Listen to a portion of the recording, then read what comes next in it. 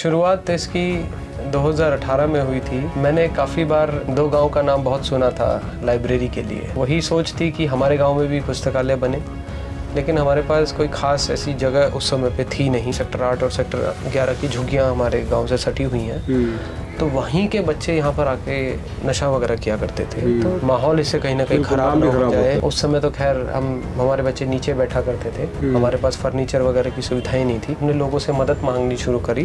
मदद भी हमने इसमें आर्थिक रूप से कभी नहीं ली। हमने लोगों से हमेशा यही अपील किया करते थे कि आपके पास जो भी पुरानी चीज़ें हैं, आप झुंडपुरा लाइब्रेरी में आप अपनी चीज़ों को दान कर सकते हैं। हम प्रोजेक्टर्स, कैमराज और कई लाइब्रेरी में LED, तो हम इसकी कोशिश कर रहे हैं कि लाइब्रेरी के जो टीम है, कोर टीम है अलग अलग गाँव की, हम उनको समझा रहे हैं। और सबसे बड़ी बात क्या है, हमारा समाज पहले बेसिक नौकरी की तरफ ज़्यादा भागता था, आज वो बेसिक की जगह नहीं सोच रहा है, आज वो बड़े लेवल की सोच रहा है।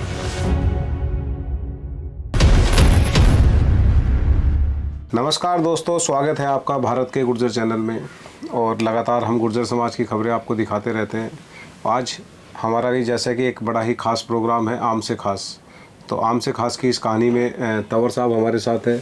स्वागत है आपका, बहुत बहुत नमस्कार सर। थोड़ा सा मैं आपका परिचय, जो व्यूअर आपको सुन रहे हैं, देख रहे हैं। मेरा नाम रामवीर तंवर है और मैं पेशे से एक इंजीनियर हूं और नोएडा के एक छोटे से गांव झुंडपुरा का रहने वाला हूं। परिवार में कौन कौन लोग हैं, कहाँ आपकी पढ़ाई वढ़ाई हुई? जी, मैंने ग्रेजुएशन में मैंने बीटेक की है जी। और बीटेक मैंने ग्रेटर नोएडा के कॉलेज है, GL बजाज कॉलेज से की है। और मेरी फैमिली में मेरे बड़े भाई हैं और मेरी माँ है। किस तरह से आज आप देख रहे हैं, हम आपकी इस झुंडपुरा की लाइब्रेरी में आए और काफ़ी देख के बड़ा अच्छा भी लगा। तो कहाँ से इसकी शुरुआत हुई? शुरुआत इसकी 2018 में हुई थी। मैंने काफ़ी बार दो गांव का नाम बहुत सुना था लाइब्रेरी के लिए। एक तो लोनी का गांव जावली है जी, लगभग गुजरों के जितने भी गांव हैं, गुजरों के जितने भी लोग हैं, बच्चे हैं, सब जानते हैं जावली के बारे में। और एक गांव सादोपुर है दादरी में। सादोपुर की झाल पे एक लाइब्रेरी बनी हुई है। तो इन गाँव से ही मुझे प्रेरणा मिली थी कि वही गाँव के अंदर एक पुस्तकालय होना चाहिए। तो वही सोच थी कि हमारे गाँव में भी पुस्तकालय बने, लेकिन हमारे पास कोई ख़ास ऐसी जगह उस समय पे थी नहीं। जिस प्रांगण में हम आज बैठे हैं, ये गांव का एक पंचायत घर था और इस पंचायत घर में सचिवालय का ऑफिस बना हुआ था जी। और काफ़ी खंडर भी हो गया था ये ऑफिस। इस कमरे में था, पीछे वाले जो हॉल है उसके अंदर कुछ नहीं था। उसमें खंडर हालत में था, बुरी हालत थी, जर्जर हो चुका था मकान जी। वहीं से ही धीरे धीरे सोच आई थी पुस्तकालय बनाने की। तो जब खंडर हालत में था तो इसमें आसपास हमारा गांव जो है वो झुग्गी झोपड़ियों से सटा हुआ है। जैसे कि सेक्टर 8 और सेक्टर 11 की झुग्गियां हमारे गांव से सटी हुई हैं। तो वहीं के बच्चे यहाँ पर आके नशा वगैरह किया करते थे। तो गांव के लोग बड़े परेशान रहा करते थे, भाई गाँव का माहौल इससे कहीं ना कहीं ख़राब ना हो जाए। तो गाँव के लोग बड़ा सोचते रहते थे कि इसको क्या करें। तो एक बार गाँव के लोगों ने पंचायत की थी, तो उस पंचायत में मुझे भी बुलाया था। उन्होंने कहा था कि चलो सभी लोगों को बुलाओ, बच्चों को भी बुलाओ। तो सभी लोग उसमें सम्मिलित हुए थे, मैं भी था उधर सौभाग्य से। तो उस समय जब चर्चा चल रही थी कि इस भवन के अंदर क्या ऐसा काम किया जाए, तो कई सारे उदाहरण आए थे कि इसमें सिलाई मशीन के लिए बच्चियों के लिए शुरुआत करनी चाहिए, या फिर इसमें इसको रंगरोपण कर इसमें खाट वगैरह, हुक्का वगैरह तरीके से करना चाहिए। तो कई सारे उन्होंने सुझाव दिए थे। तो उस सुझाव में मैंने भी दिया था कि मेरे तो पहले से ही चल रहा था कि भाई कहीं एक ऐसी जगह होनी चाहिए। तो मैंने अपनी बात को बताया, उनको समझाया। तो उनको समझ में भी आया कि पुस्तकालय तो अच्छा ऑप्शन है, कुछ अच्छा काम हो सकता है इसमें। तो गांव के लोगों ने मुझे इसमें समर्थन किया और तब से 2018 में हमने 3 मार्च को इसकी शुरुआत की थी। उस समय तो खैर हमारे बच्चे नीचे बैठा करते थे, हमारे पास फर्नीचर वगैरह की सुविधाएं नहीं थी।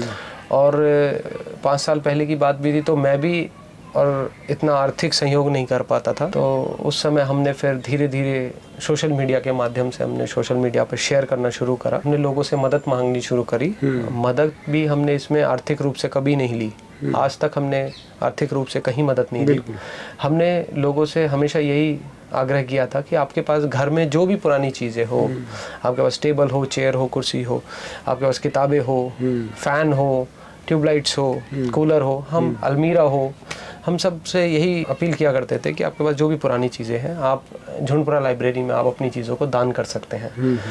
तो लोगों का बहुत ही ज़्यादा हमें समर्थन मिला, सहयोग मिला। लोगों ने भर भर के हमें किताबें दी, टेबल, चेयर्स, रैक, सारी चीज़ें हमें पहुंचाई। तो धीरे धीरे लाइब्रेरी बदल गई, बहुत सुंदर होती चली गई धीरे धीरे लाइब्रेरी। कहीं ना कहीं मतलब जो छात्र नीचे बैठ के पढ़ रहे थे उनको एक चेयर मिली, उनको टेबल मिल गई, चेयर मिल गई, और धीरे धीरे हम इसमें हर महीने गांव के लोग भी सहयोग करते थे। मतलब मैं, हमारे गांव की टीम है, उसमें मैं नाम लेना चाहता हूँ। हमारे बड़े भाई ऋषि पालावाना जी हैं, वो एक स्कूल के संचालक हैं, स्कूल चलाते हैं। विजय अवाना है, मनीष तंवर है, और संजीव अवाना भाई हैं। गांव के कई सारे फौजी भाई, हमारे सुरेश फौजी भाई हैं, वो बड़े भाई हैं गांव, वो रिटायर्ड फौजी हैं। तो उनका सपोर्ट हमें हमेशा रहा। पूरी टीम मैनेज करती है इसको। कोई भी खर्चा होता है इसका किसी भी तरीके से, वाईफाई का, बिजली का, किस तरह की सुविधा है। फिर भी अगर हम सफ़र बात करें कि टाट से और चेयर का सफ़र है, आज आपने वाईफाई का भी जिक्र किया है यहाँ पे, तो किस तरह की और सुविधाएं हैं इसमें? भैया गांव के सभी लोगों ने, एक तो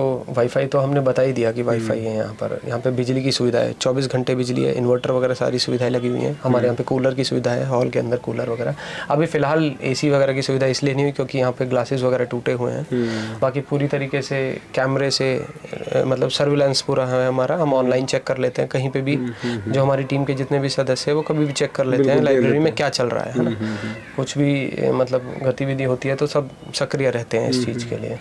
और हमारे यहाँ आरओ सिस्टम लगा हुआ है, पानी के लिए कोई परेशानी नहीं कहीं से किसी को। आपने बताया, बड़ा अच्छा भी बताया आपने, सोशल माध्यम से आपको मदद भी मिली, लेकिन जितना सुनने में आसान लग रहा है, तो क्या इतना आसान था कि 2018 से 23 का सफ़र अगर आज बात करें? आसान तो नहीं था, मतलब चैलेंजेस तो रहे हैं, मतलब बहुत सारी परेशानियां भी आई हैं। लेकिन हम किसी प्रोजेक्ट को अगर सफल कर देते हैं तो हमें उसके पीछे की नेगेटिव बातों को भूल जाना चाहिए।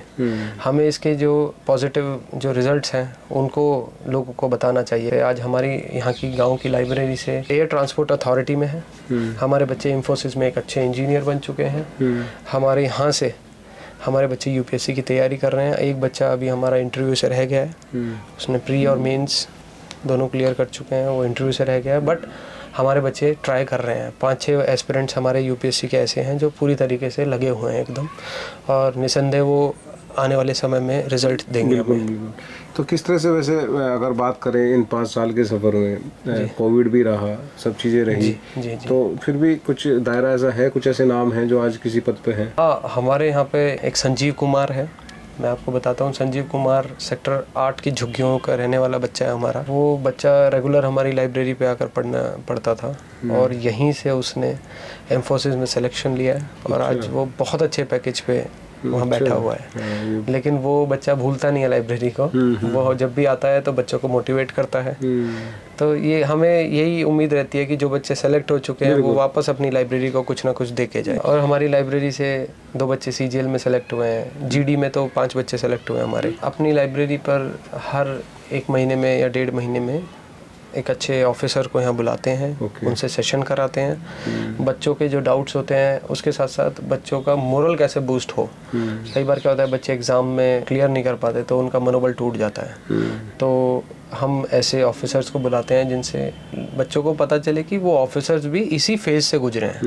मतलब चैलेंजेस सबकी लाइफ में होते हैं, मतलब बुरा समय सबका आता है, लेकिन एक जो पीक पॉइंट होता है ना जिसके बाद सफलता मिलती है, तो उस तक कैसे पहुंचना, उस तक कैसे सरवाइव करना है इस पढ़ाई के दौर में। तो अभी क्या आगे नेक्स्ट कुछ क्या सोच रहे हैं फ्यूचर में? सर अभी जो हमारा चल रहा है, एक्चुअली 2018 में जब हमने शुरू किया था सर, अपनी लाइब्रेरी बनाने के बाद हमने एक संकल्प लिया था कि हम अपने मतलब जीवन काल में कम से कम 100 पुस्तकालय ऐसे बनवाने हैं, लोगों को जागरूक कर कर।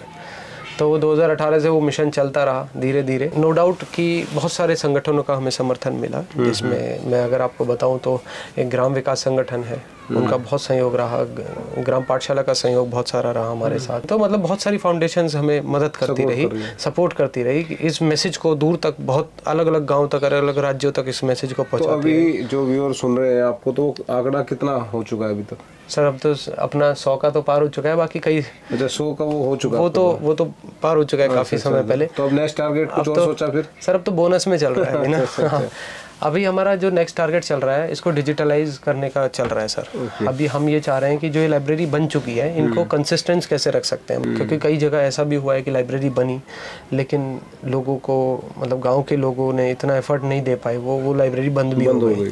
तो ये हमारे लिए कहीं ना कहीं ड्रॉबैक रहा है। हमें इस चीज़ के ऊपर काम करना है कि वो लाइब्रेरी बंद क्यों हो गई, उन पर हमें काम करना है। और दूसरा, इन लाइब्रेरी को डिजिटल करना है। डिजिटल करने से हमें ये फ़ायदा हो जाएगा कि आपको लाइब्रेरी लाइब्रेरी में जो बच्चे बैठे हुए हैं उनको उनके पास आने की ज़रूरत नहीं है, मतलब फिजिकली हमें वहाँ मौजूद होने की ज़रूरत नहीं है। हम दूर से ही जो कोई भी हमारे ऑफिसर्स है, डॉक्टर्स है, इंजीनियर्स है, अच्छे IITians है, वो दूर से ही मतलब अपने यस एग्जैक्टली। अब तो आपको भी पता है कि ऑनलाइन क्लासेस चली थी कोरोना में, तो सेम उसी तरीके से हम इसको कनेक्ट करने की कोशिश कर रहे हैं। हम प्रोजेक्टर्स, कैमराज और कई लाइब्रेरी में LED, तो हम इसकी कोशिश कर रहे हैं कि लाइब्रेरी के जो टीम है, कोर टीम है अलग अलग गाँव की, हम उनको समझा रहे हैं। कहीं ना कहीं हमें भी अब नेक्स्ट चरण में पहुंचने की ज़रूरत है। अभी हमारी एक सहारनपुर का गांव है बलवंतपुर, वो उस गांव में लाइब्रेरी बनी है, बहुत सुंदर लाइब्रेरी बनी है, तो वो डिजिटल भी हो चुकी है अभी।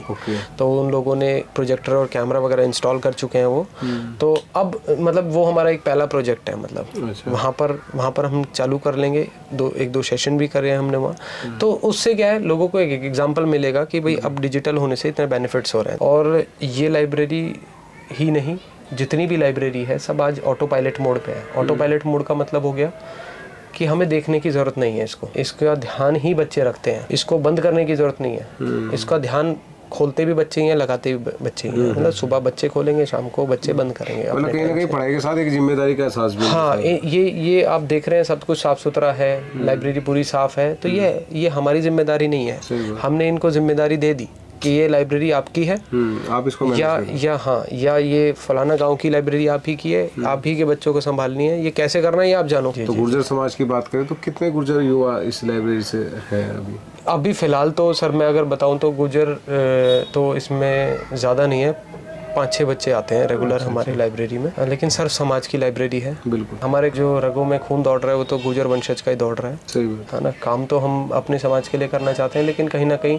हमारे गुर्जरों के अंदर ये तो है, मैं सभी व्यूअर्स को ये बताना चाहता हूँ, हम गुर्जर्स अपने गुर्जर्स के लिए तो मरते हैं, लेकिन हम कोई अगर हमसे प्यार से भी बोल दे ना, हम उसके लिए भी जान देने के लिए तैयार होते हैं। अगर कोई दूसरी कम्युनिटी का भी होता है ना, तो अगर वो प्यार से बोल दे तो हमें ऐसा लगता है कि यार इनके लिए जान दे दो। तो हम तो राजा वंशज रह चुके हैं। गुर्जर समाज की बात करें, युवाओं की बात करें जी, क्या लगता है किस दिशा में अपना समाज जा रहा है? अपना जो समाज है वो तो आप भी जानते हैं, इस समय हम लोग राइजिंग स्टार्स हैं, हम लोग बहुत आगे तेज़ी से आगे बढ़ रहे हैं। हमारे कम्युनिटी से शायद ही कोई ऐसी जगह बची होगी जहां हमारे लोग ना हो।